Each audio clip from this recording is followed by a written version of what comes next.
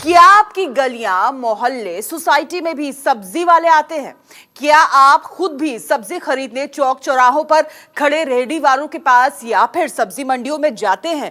अगर हाँ, तो सावधान हो जाइए, क्योंकि सब्जी वालों को लेकर एक बड़ा खुलासा हुआ है। देश के कई शहरों में जो कोरोना रिपोर्ट सामने आई है, उसके मुताबिक कई सब्जी वाले अनजाने में कोरोना के साइलेंट कैरियर बन चुके हैं। जी हां, ऐसे में सवाल ये खड़ा होता है कि कहीं सब्जी वालों की असावधानी के चलते कोरोना तो नहीं फैल रहा है। आखिर किस शहर में कितने सब्जी वाले पाए गए हैं कोरोना पॉजिटिव, और उन सब्जी वालों के जरिए कितने लोग हो रहे हैं कोरोना संक्रमित? विस्तार से जान लीजिए पूरी खबर रिपोर्ट के जरिए।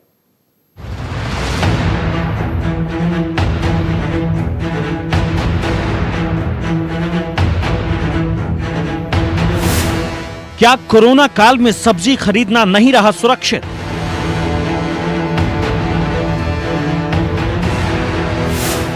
सब्जी खरीदने वाले सावधान।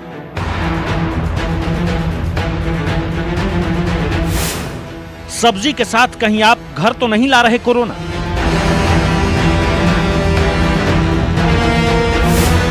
सब्जी वालों से बढ़ रहा कोरोना का संक्रमण।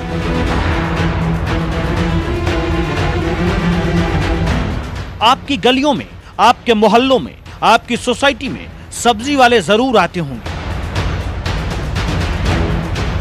उनसे आप सब्जी खरीदते भी होंगे। खुद आप मंडी या फिर चौक चौराहे पर खड़े ठेलों या फिर दुकानों पर भी सब्जी खरीदने जरूर जाते होंगे। और अगर आप ऐसा करते हैं तो सावधान, क्योंकि कोरोना काल में सब्जी वालों को लेकर एक बहुत बड़ा खुलासा हुआ है। ऐसा खुलासा जिसे जानकर आप हैरान रह जाएंगे। आप सोचने पर मजबूर हो जाएंगे कि आखिर कोरोना से कहां तक बचा जा सकता है। दरअसल देश के अलग अलग शहरों से सब्जी वालों पर बेहद ही चौंकाने वाले खुलासे सामने आए हैं। खुलासा यह है कि सब्जी वाले कोरोना के साइलेंट करियर बन गए हैं। कई शहरों से आए कोरोना रिपोर्ट बताते हैं कि सब्जी वालों के जरिए भी कोरोना का संक्रमण लोगों में फैल रहा है। खुद सब्जी वाले का परिवार भी कोरोना के शिकार हो रहे हैं। गुजरात का अहमदाबाद हो या यूपी का लखनऊ, मेरठ और आगरा, या फिर तमिलनाडु का चेन्नई हो, देश के इन तमाम शहरों में सब्जी वालों के जरिए कई लोग संक्रमित हुए हैं। एक एक शहर के बारे में आपको बताएंगे कि कहां सब्जी वालों से कितने लोगों में कोरोना का संक्रमण फैला। मगर सबसे पहले आपको बताते हैं गुजरात के अहमदाबाद की कहानी। अहमदाबाद में 24 घंटे में 349 नए मामले सामने आए। हैरान करने वाली बात यह है कि इसमें से 22 मामले एक ही जगह भाईपुरा और हरिपुरा से आए हैं। लेकिन उससे भी हैरान करने वाली बात यह है कि ये सभी 22 लोग सब्जी वाले हैं। एक साथ इतनी बड़ी संख्या में सब्जी बेचने वालों की कोरोना रिपोर्ट पॉजिटिव आने के बाद पूरे इलाके में हड़कंप मच गया। आनन फानन में सभी के परिवार के सदस्यों को क्वारंटीन किया गया। पूरे इलाके को कंटेनमेंट जोन में तब्दील कर दिया गया। वायरस को फैलने से रोकने के लिए पूरे क्षेत्र को ब्लॉक कर सैनिटाइज किया जा रहा है। साथ ही इलाके में रहने वाले लोगों से अपने अपने घरों में ही रहने की हिदायत दी गई है। यहाँ इस समय खोखरा के एक इलाके में मौजूद हूँ। यहाँ पर सब्जी मार्केट लगती थी। मैं आपको दिखाने की कोशिश करूँगा। आप देखिए, ये बाकायदा सोशल डिस्टेंसिंग का पालन करके यहाँ पर सब्जी मार्केट लगाई जाती थी। लेकिन यहीं से, इसी सब्जी मार्केट में से 22 लोग कोरोना पॉजिटिव निकले हैं। आप समझ सकते हैं कि इन लोगों ने कितने लोगों तक कोरोना पहुँचाया होगा। सुपर स्प्रेडर्स जो है, खास करके सब्जी वाले, दूध वाले, किराना वाले, ये अब बहुत ज़्यादा चिंता का विषय बन गए हैं। और इसी के चलते कल आनन फानन में पूरा ये मार्केट जो है वो बंद करवाया गया। यहाँ से 22 लोग जो कोरोना पॉजिटिव निकले थे, उन्हें अस्पताल में भर्ती कराया गया। और उसके बाद तमाम सुपर स्प्रेडर्स जो हैं, उनकी और ज़्यादा सख्ती से जांच की जाने लगी। अब जरा यूपी के शहरों का हाल देखिए। राजधानी लखनऊ के कैसरबाग का सब्जी मंडी कोरोना वायरस का नया अड्डा बन गया है। यहाँ के सब्जी वाले से फैला वायरस व्यवसायियों के घर तक जा पहुंचा है। लखनऊ में 4 सब्जी विक्रेता कोरोना संक्रमित पाए गए हैं। कैसरबाग में अब तक 10 से अधिक कोरोना मरीज मिल चुके हैं, जबकि कई और लोगों में संक्रमण की आशंका है। देश के अलग अलग हिस्सों में हमने देखा कि किस तरीके से सब्जी विक्रेताओं के जरिए कोरोना का संक्रमण फैला। उत्तर प्रदेश भी अब इसकी चपेट में है। जानकारी के मुताबिक मेरठ में अब तक 24 सब्जी विक्रेता कोरोना संक्रमित हो चुके हैं। एक सब्जी विक्रेता जब संक्रमित होता है तो उसके आसपास के जो मंडी में काम करने वाले लोग या उसके संपर्क में आने वाले लोगों को संक्रमण का खतरा रहता है। अब तक 24 कोरोना संक्रमित मेरठ में पाई जा चुकी है। इसके अलावा आगरा, जो इस वक्त कोरोना संक्रमण का सबसे बड़ा हॉटस्पॉट बना हुआ है, वहां पर भी करीब 16 सब्जी विक्रेता संक्रमित पाए गए हैं। बताया जाता है कि कैसरबाग में सब्जी वाले से संक्रमण फैला। यही सब्जी वाला एक किराना व्यवसायी के यहाँ सामान लेने गया था, वहाँ सामान भी खरीदा। यहाँ 2 सब्जी के आढ़ती भी संक्रमण की चपेट में आ चुके हैं। इसके अलावा यूपी के ही मेरठ का नवीन थोक सब्जी बाजार कोरोना का नया हॉटस्पॉट बन गया है। 24 घंटे में यहाँ सब्जी बेचने वाले कोरोना से संक्रमित पाए गए हैं। कोरोना संक्रमण के फैलने के बाद नवीन थोक बाजार को सील कर दिया गया है। इसी तरह आगरा में भी अब तक 16 सब्जी वाले कोरोना संक्रमित हो चुके हैं। इस वक्त हम जहां खड़े हैं, ये कैसरबाग की सब्जी मंडी है।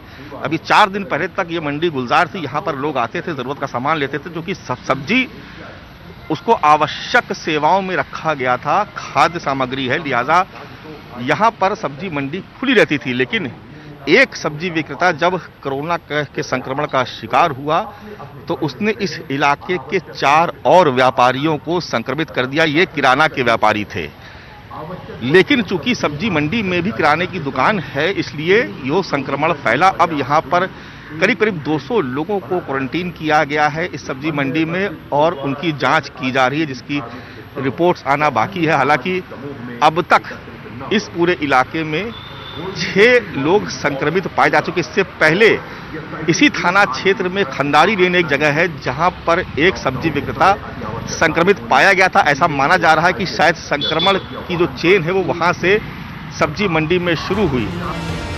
तमिलनाडु की राजधानी चेन्नई में भी कई सब्जी वाले कोरोना संक्रमित पाए गए हैं। सूत्रों के मुताबिक चेन्नई के कोयम्बेडु बाजार में कोविड-19 संक्रमण के कई नए मामले मिले हैं। यहाँ रोजाना हजारों लोग सब्जियां, फल और फूल खरीदने के लिए आते हैं। चेन्नई का यह बाजार 295 एकड़ में फैला हुआ है, जहां करीब 3000 दुकानें हैं। हालांकि अभी इनमें से सिर्फ 200 दुकानें ही चालू थी। इस सब्जी बाजार के कोरोना हॉटस्पॉट बनने के बाद इसे सील कर दिया गया। राज्य के स्वास्थ्य मंत्रालय के मुताबिक 4 मई को प्रदेश में 527 कोरोना संक्रमित मामले सामने आए थे, जिसमें से ज्यादातर इसी बाजार के थे। 527 में से 450 कोरोना संक्रमित मरीज इसी इलाके से जुड़े मिले। हैरानी की बात यह है कि इसमें से 216 मामले किसी न किसी तरीके से इसी बाजार से जुड़े पाए गए। ऐसी संभावना जताई जा रही है कि इस बाजार में संक्रमित सब्जी व्यापारी और ग्राहक राज्य के दूसरे इलाकों में भी गए होंगे।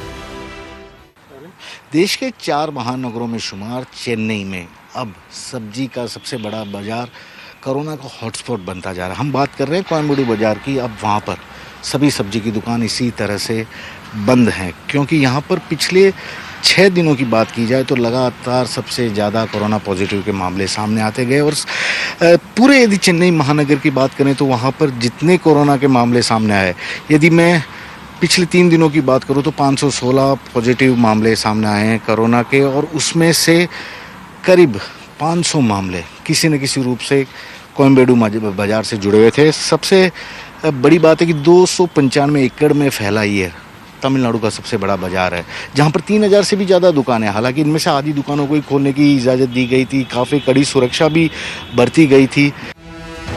कोरोना से बचने के लिए लोग घरों से निकलना छोड़ चुके हैं। अब ऐसे में सवाल है कि क्या लोग अब सब्जी खाना भी छोड़ देंगे? लोग सब्जियां खाना छोड़ दें, यह भी मुमकिन नहीं लगता।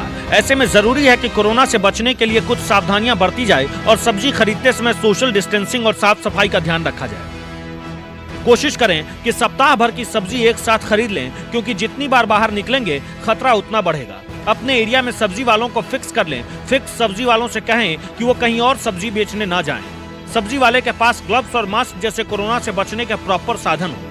घर के बाहर रेहड़ी से सब्जियां लेने जा रहे हैं तो सब्जी पॉलीथीन के बजाय बाल्टी में लीजिए। सब्जी वालों से कहिए कि वो खुद ही बाल्टी में रख दें, आप खुद हाथ ना लगाएं। घर आते ही बाल्टी में पानी भर दें और उसे 2-3 घंटे के लिए छोड़ दें।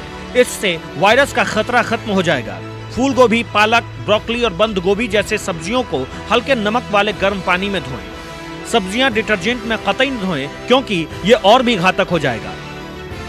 बहरहाल जानकार कहते हैं कि फिलहाल कोरोना से बचने के लिए कोई दवा या वैक्सीन नहीं है। ऐसे में जरूरी है खुद ही सावधानी बरतें, चाहे वो घरों से बाहर निकलने का मसला हो या फिर कुछ खरीदने का।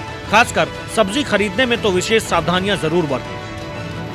अहमदाबाद से भूपेंद्र सिंह, लखनऊ से मानस श्रीवास्तव और चेन्नई से केजे श्रीवत्सन के साथ ब्यूरो रिपोर्ट, न्यूज 24।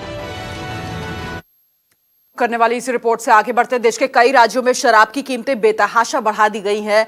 कोरोना के नाम पर हर राज्य सरकार अपने अपने हिसाब से शराब पर कोरोना टैक्स लगा रही है। बावजूद इसके आपको बता दें, शराब के ठेकों पर भीड़ जैसे कम होने का नाम नहीं ले रही है। लॉकडाउन 3 के तीसरे दिन आज भी शराब दुकानों पर खरीदारों की लंबी लंबी कतारें देखने को मिल रही हैं। देखिए रिपोर्ट।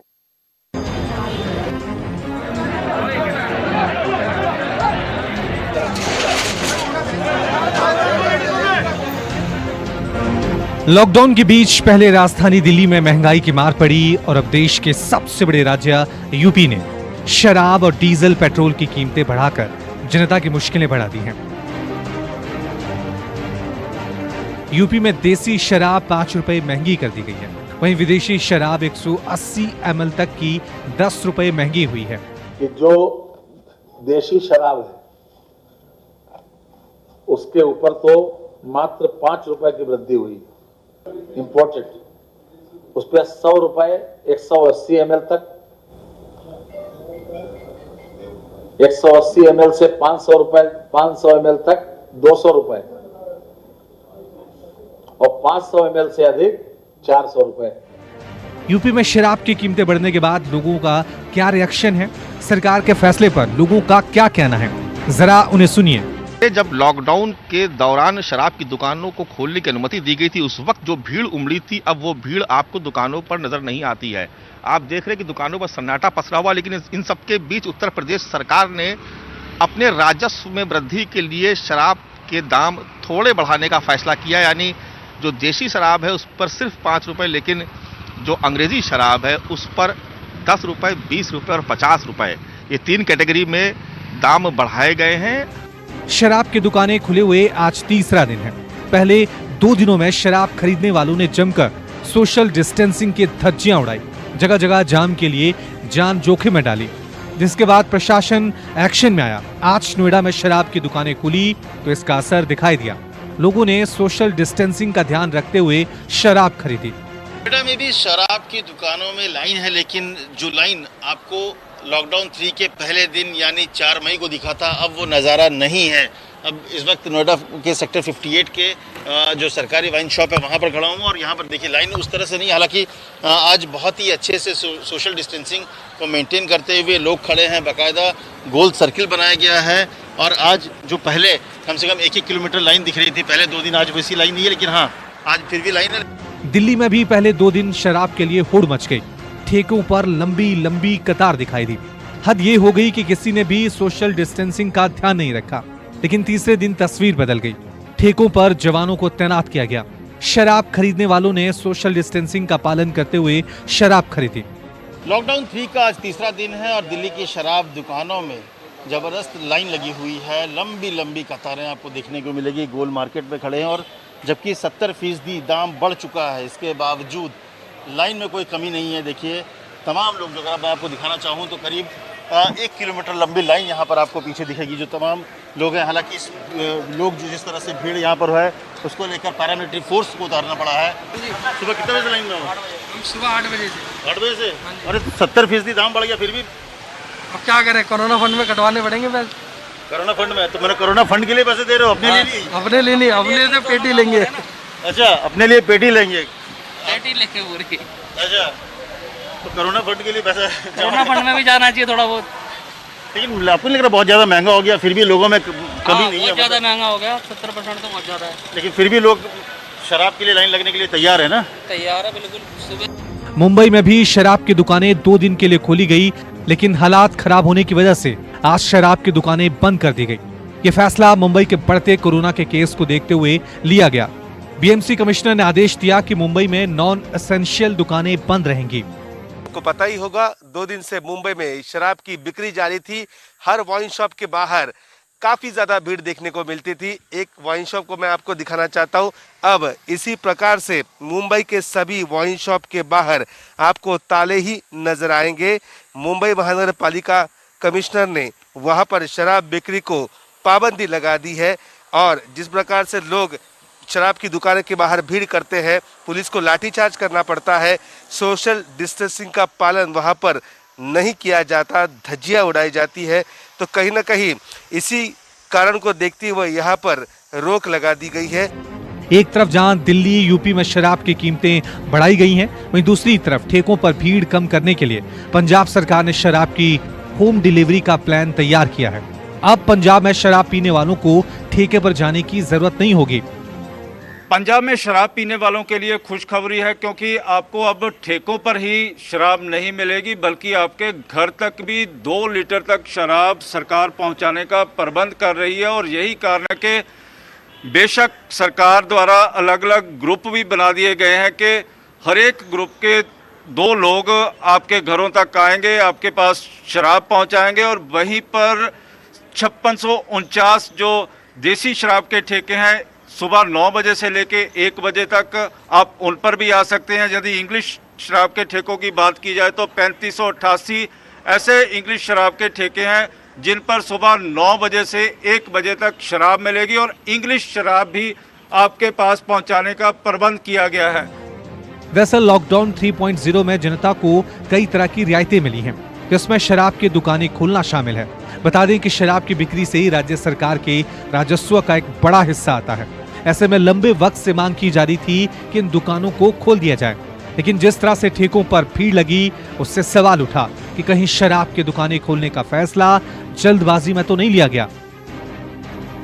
राजस्थान में शराब की दुकानों के बाहर जो जमघट लगा हुआ था, अब वह कम हो गया, क्योंकि लोगों को डर लगने लगा था कि स्टॉक खत्म न हो जाए, दाम न बढ़ जाए। अब आपको सभी दुकानें यहाँ पर इसी तरह से सूनी नजर आएगी। लेकिन पहले दिन जहाँ सोमवार को शराब की दुकानें अव्यवस्थित तरीके से खुली थी, अव्यवस्थित तरीके के चलते उसे 1-1.5 घंटे में बंद करना पड़ा। लेकिन उस दौरान भी सरकार को 65 करोड़ रुपए की अकेले उस 2 घंटे में कमाई हुई। दूसरे दिन मंगलवार की, यानी कि 24 घंटे पहले की बात करूं तो उस वक्त सरकार ने फिर से नए नियम, कायदे, गाइडलाइन के साथ अपनी शराब की दुकानें खोलने का अनुमति दी और उस दौरान 55 करोड़ से भी ज़्यादा सरकार को कमाई हुई है। बहुत बड़ी बात है कि 2 दिन में सरकार ने 113 करोड़ के करीब शराब की बिक्री यहाँ पर करवा दी और सरकार को अच्छा खासा रेवेन्यू भी मिला। यहाँ पर भी अब होम डिलीवरी करवा दी जाए। हालांकि सरकार की तरफ से फैसला नहीं लिया गया, लेकिन देखना यही है कि यदि यही व्यवस्था रहती है तो किसी को कोई आपत्ति नहीं होती है। लेकिन यदि व्यवस्था बिगड़ती है तो सरकार को जरूर इस पर ध्यान देना होगा, क्योंकि इस कोरोना संक्रमण अभी पूरी तरह खत्म नहीं हुआ है। रेवेन्यू भले ही सरकार को मिल जाए, लेकिन लोगों की जान पर कोरोना संक्रमण का खतरा बरकरार रहेगा। कैमरामैन दिनेश कुमावत के साथ श्रीवत्सन, जयपुर न्यूज़ 24।